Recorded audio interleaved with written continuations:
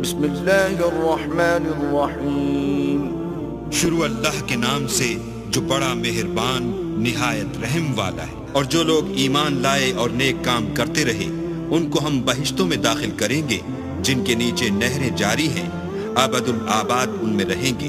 یہ اللہ کا سچا وعدہ ہے اور اللہ سے زیادہ بات کا سچا کون ہو سکتا ہے۔ نجات نہ تو تمہاری آرزوؤں پر ہے اور نہ اہل کتاب کی آرزوؤں پر۔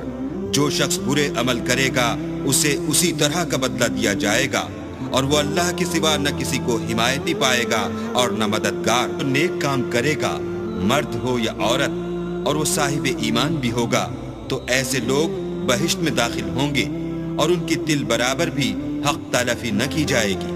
اور اس شخص سے کس کا دین اچھا ہو سکتا ہے جس نے حکم خدا کو قبول کیا اور وہ نیکوکار بھی ہے اور ابراہیم کے دین کا پیرو ہے، جو یکسو مسلمان تھے۔ اور اللہ نے ابراہیم کو اپنا دوست بنایا تھا۔ اور آسمان اور زمین میں جو کچھ ہے سب اللہ ہی کا ہے، اور اللہ ہر چیز پر احاطہ کیے ہوئے ہے۔ اے پیغمبر، لوگ تم سے یتیم عورتوں کے بارے میں فتویٰ طلب کرتے ہیں۔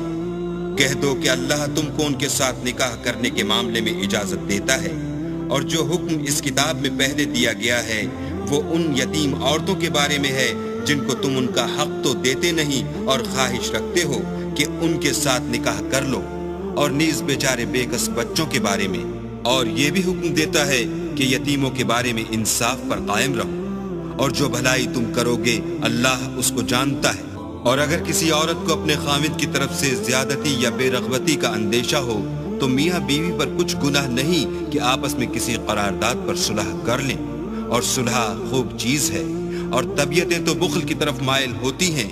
اور اگر تم نیکوکاری اور پرہیزگاری کرو گے تو اللہ تمہارے سب کاموں سے واقف ہے، اور تم خواہ کتنا ہی چاہو عورتوں میں ہرگز برابری نہیں کر سکو گے۔ تو ایسا بھی نہ کرنا کہ ایک ہی کی طرف ڈھل جاؤ اور دوسری کو ایسی حالت میں چھوڑ دو کہ گویا ادھر میں لٹک رہی ہے۔ اور اگر آپس میں موافقت کر لو اور پرہیزگاری کرو تو اللہ بخشنے والا مہربان ہے۔ اور اگر میاں بیوی میں موافقت نہ ہو سکے اور ایک دوسرے سے جدا ہو جائیں تو اللہ ہر ایک کو اپنی دولت سے غنی کر دے گا، اور اللہ بڑی کشائش والا اور حکمت والا ہے۔